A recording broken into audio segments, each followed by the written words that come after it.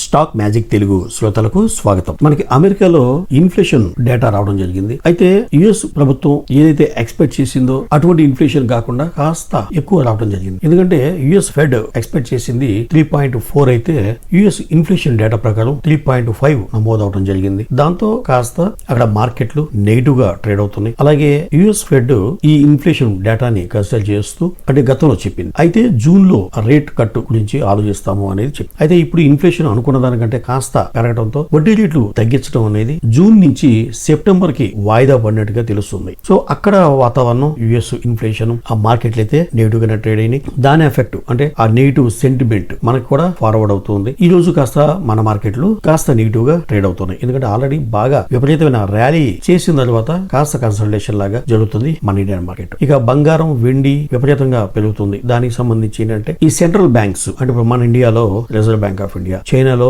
వాళ్ళ యొక్క main bank ఏదైతే ఉందో, అలాగే అమెరికాలో వీళ్ళందరూ ఏంటంటే వాళ్ళకున్న కరెన్సీ నిల్వలకు తగ్గట్టుగా గోల్డ్ ఎంత ప్రపోర్షనేట్ గా మెయింటైన్ చేయాలి అనే దాని దృష్టిలో వాళ్ళకి షార్టేజ్ ఉన్న వరకు గోల్డ్ ని బై చేయడం జరుగుతుంది. సో దాని వల్ల బంగారం రేట్ అనేది విపరీతంగా పెరగటం. సో ఆ ప్రీషియస్ మెటల్ పెరుగుతున్నప్పుడు దానికి అనుసంధానంగా పక్కనే సిల్వర్ కూడా పెరుగుతూ ఉంటది కాబట్టి పెరుగుతుంది. కేవలం బంగారం పెరుగుతుంది కాబట్టే కాకుండా సిల్వర్ కి కూడా ఇతర డిమాండ్స్ అనేది త్రూఅవుట్ వరల్డ్ వైడ్ ఎక్కువగా ఉన్న నేపథ్యంలో సిల్వర్ కూడా పెరుగుతుంది. ఎందుకంటే ఆల్ ఆఫ్ సడన్ గా సిల్వర్ కి అయితే ఇప్పుడు డిమాండ్ పెరగలేదు. బంగారం ఈ బ్యాంక్స్ విపరీతంగా కొనటంతో పాటు ర్యాలీ అవుతుంది. ఇప్పుడు బంగారాన్ని బ్యాంక్స్ విపరీతంగా కొంటున్నాయి కాబట్టి దాంతో పాటు సిల్వర్ పెరుగుతుంది. అలా చెప్పేసి సిల్వర్ కూడా డిమాండ్ సోలార్ ప్యానల్స్ కి, electrical vehicles, lithium ion batteries లో యూసేజ్ కూడా పెరుగుతుంది కాబట్టి స్లోగా సిల్వర్ కి డిమాండ్ అయితే పెరుగుతుంది. బట్ ఇప్పుడు ఆల్ ఆఫ్ సడన్ గా బంగారంతో పాటుగా పెరుగుతుంది సిల్వర్. ఇక అమెరికాలో వడ్డీ రేట్లు అనేది జూన్ లో ఖచ్చితంగా తగ్గించరు అనేది తెలుస్తుంది. జూన్ బదులు సెప్టెంబర్ లో తగ్గించే అవకాశం ఉన్నట్టుగా తెలుస్తుంది.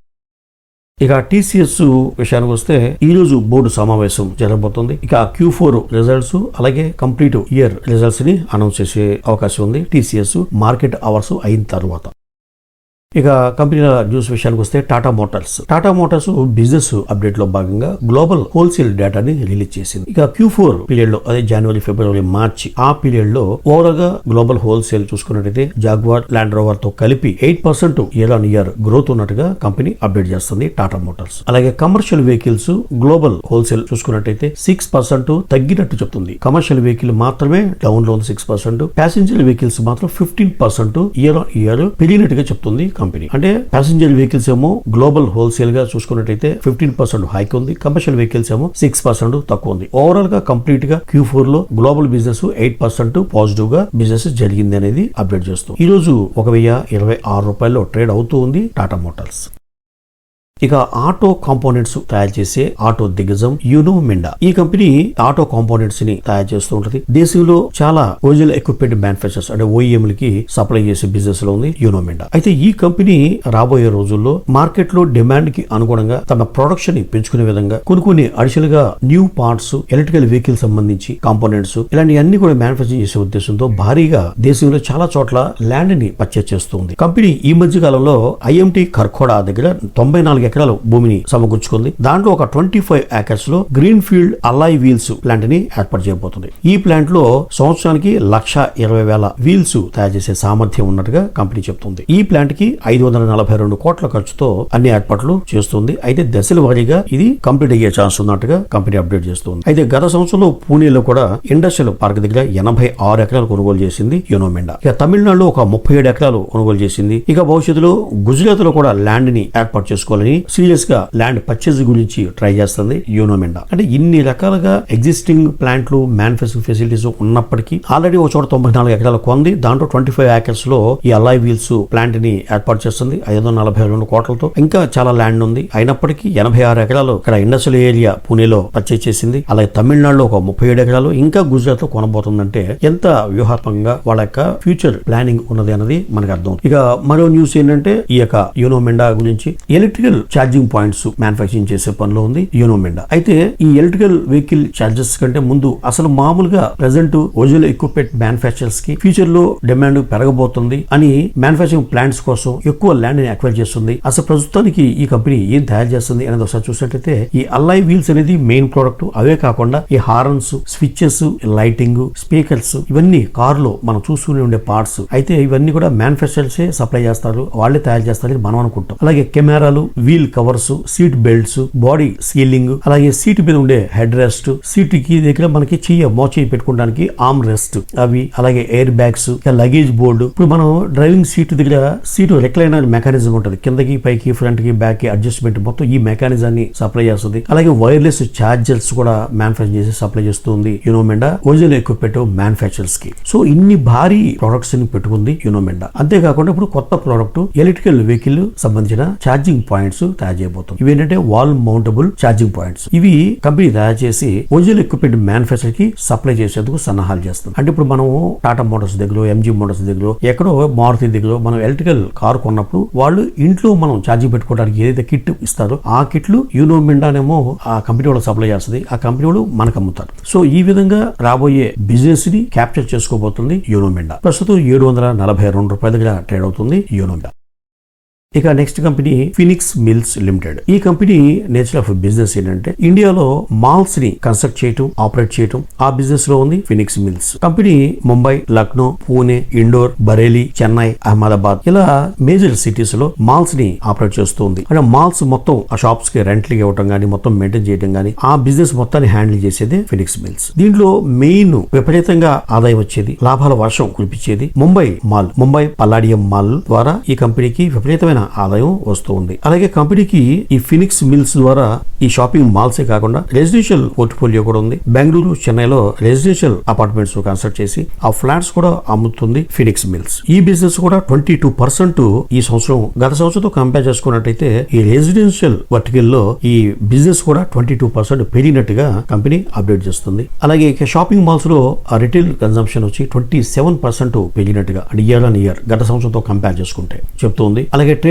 ఆక్యుపెన్సీ మేజర్ మాల్స్ లో, అంటే ఇప్పుడు మాల్ కట్టినప్పుడు అన్ని షాప్స్ కి, అన్ని బిజినెస్ వాళ్ళకి రెంట్లకి ఇవ్వాలి కదా, కొన్ని ఖాళీగా ఉంటాయి. సో ఆ విధంగా ఆక్యుపెన్సీ అనేది మేజర్ మాల్స్ లో ఆల్మోస్ట్ ఫిల్అప్ అయిపోయినట్టుగా కంపెనీ అప్డేట్ చేస్తుంది. ముఖ్యంగా పూణే మాల్ లో ట్రేడింగ్ ఆక్యుపెన్సీ బాగా పెరిగినట్టుగా కంపెనీ చెప్తుంది. అలాగే అహ్మదాబాద్ పల్లాడియం లో కూడా ట్రేడింగ్ ఆక్యుపెన్సీ అనేది స్లోగా క్రమేపీ పెరుగుతూ ఉంది అంటే ఒక పాజిటివ్ నోట్ ని అప్డేట్ చేసింది ఫినిక్స్ మిల్స్ లిమిటెడ్. ప్రస్తుతం $2,995 ట్రేడ్ అవుతూ ఉంది Phoenix mills limited.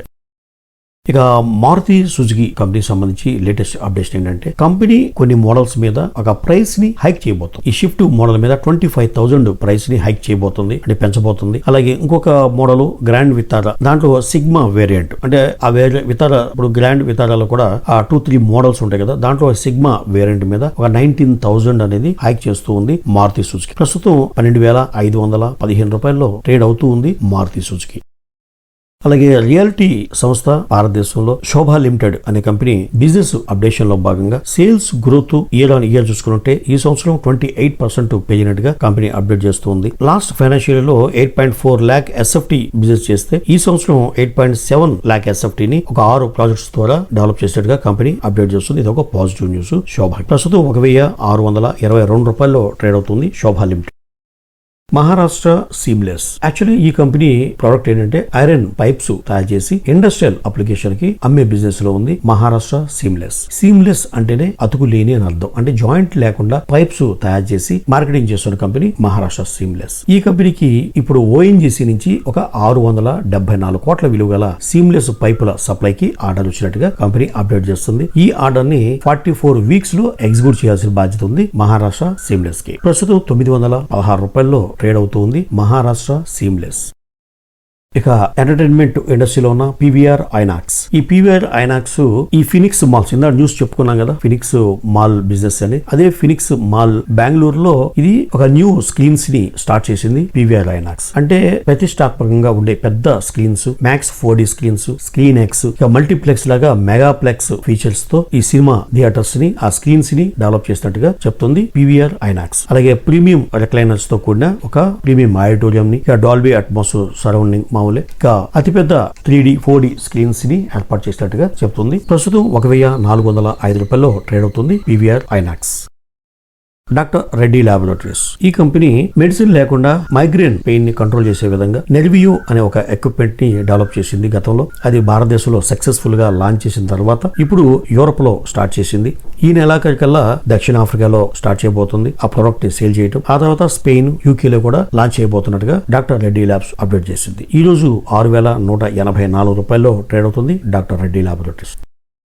Metropolis health care limited. ఈ కంపెనీ డయాగ్నోస్టిక్ సెంటర్స్ భారతదేశంలో దాదాపు అన్ని రాష్ట్రాల్లో ఆపరేట్ చేస్తూ ఉంది. మెట్రోపోలిస్ హెల్త్ కేర్ లిమిటెడ్ ఇండియాలో సెకండ్ బిగ్గెస్ట్ డయాగ్నోస్టిక్ సెంటర్ చైన్లుగా చెప్పుకోవచ్చు మెట్రోపోలిస్ ని. అయితే కంపెనీ యొక్క core business year on year 15% పెరిగినట్టుగా కంపెనీ అప్డేట్ చేస్తుంది. అలాగే B2C బిజినెస్ 18% ఇండియాలో పెరిగింది అని కంపెనీ అప్డేట్ చేస్తుంది. ఇక 31 మార్చి 2024 అంటే మొన్న Q4 అయిపోయింది కదా, ఆ పీరియడ్ కి లెక్కలు తేల్చుకుంటే కంపెనీ అనేది డెట్ ఫ్రీ కంపెనీగా మారబోతోంది అనేది చెప్తుంది. ఇది చాలా పాజిటివ్ న్యూస్. బిజినెస్ పెరిగింది, అప్పు లేకుండా డెట్ ఫ్రీ కంపెనీగా మారుతోంది. ఇది రెండు కూడా చాలా పాజిటివ్ న్యూస్. దాంతో ఈ రోజు స్టాక్ 7% పెరిగి 1880 రూపాయలు ట్రేడ్ అవుతుంది మెట్రోపోలిస్ హెల్త్ కేర్ లిమిటెడ్.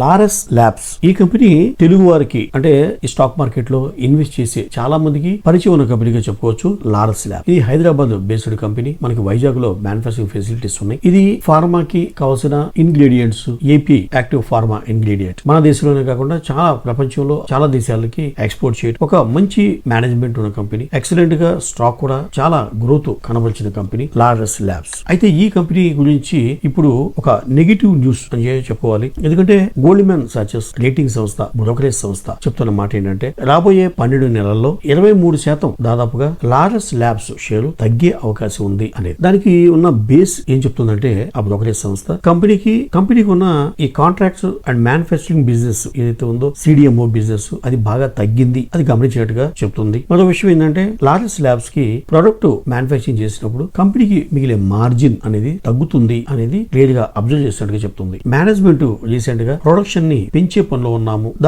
అందుకను 1000 కోట్లు ఖర్చు పెట్టబోతుంది కంపెనీ అనేది రీసెంట్ గా అప్డేట్ చేయడం జరిగింది. అయినప్పటికీ ఈ బ్రోకరేజ్ సంస్థ గోల్డ్మెన్ సాచెస్ చెప్పేది ఏంటంటే మార్జిన్ తగ్గుతున్నప్పుడు ఒకవేళ వాల్యూమ్ పెరిగినప్పటికీ బిజినెస్ పెరిగినప్పటికీ కంపెనీకి ప్రాఫిట్ లేకపోతే ఏముంటది, అల్టిమేట్ గా కంపెనీకి లాభాలు అయితే పెరగవు కదా అనే ఉద్దేశంతో నెగిటివ్ రేటింగ్ ఇవ్వడం జరిగింది లారస్ ల్యాబ్స్ షేర్ గురించి. ఫైనల్ గా ఈ గోల్డ్మెన్ సాచెస్ బ్రోకరేజ్ సంస్థ చెప్తుంది ఏంటంటే రాబోయే రోజుల్లో ఒక 1 year లో ఒక 23% దాదాపుగా షేరు తగ్గే అవకాశం ఉంది అని చెప్తుంది. దాంతో ఈ రోజు స్టాక్ అయితే ఒక 4% తగ్గి 453 రూపాయలుగా ప్రజెంట్ ట్రేడ్ అవుతూ ఉంది లారస్ ల్యాబ్స్. ఇక లాస్ట్ కంపెనీ క్యామ్స్ అంటే కంప్యూటర్ ఏజ్ మేనేజ్మెంట్ సర్వీసెస్. ఈ కంపెనీకి రిజర్వ్ బ్యాంక్ ఆఫ్ ఇండియా నుంచి UPI పేమెంట్ అగ్రిగేటర్ గా పని చేయడానికి ఆథరైజేషన్ లభించింది రిజర్వ్ బ్యాంక్ ఆఫ్ ఇండియా నుంచి. అంటే ఇప్పుడు మనకి గూగుల్ పే ఉంది, ఫోన్ పే ఉంది. ఎనీ బ్యాంక్ పేమెంట్ ని ఇంకో బ్యాంక్ కి ట్రాన్స్ఫర్ చేయడం, క్లయింట్ కి ఏ బ్యాంక్ లో అకౌంట్ ఉన్నా కూడా ఎక్కడ బ్యాలెన్స్ అయినా ఏ బ్యాంక్ అయినా కూడా ట్రాన్స్ఫర్ చేసే అధికారం అనేది గూగుల్ పే కి ఫోన్ పే కి ఎలా ఉందో అలాగా ఆన్లైన్ పేమెంట్ అగ్రిగేటర్ గా పనిచేయడానికి రిజర్వ్ బ్యాంక్ ఆఫ్ ఇండియా నుంచి ఆథరైజేషన్ లభించింది క్యామ్స్ కి. అలాగే ఇక ముందు ఈ గూగుల్ పే ఫోన్ పే లాగా క్యామ్స్ పే అనేది రాబోతుంది. దాంతో ఈ రోజు స్టాక్ అనేది 5% పెరిగి 3182 రూపాయలుగా ట్రేడ్ అవుతుంది క్యామ్స్. ఇవ్వండి ఈ రోజు వార్తలోని ముఖ్యాంశాలు. మరో ఇంట్రెస్టింగ్ వీడియోతో మళ్ళీ కలుద్దాం. అంతవరకు సెలవు.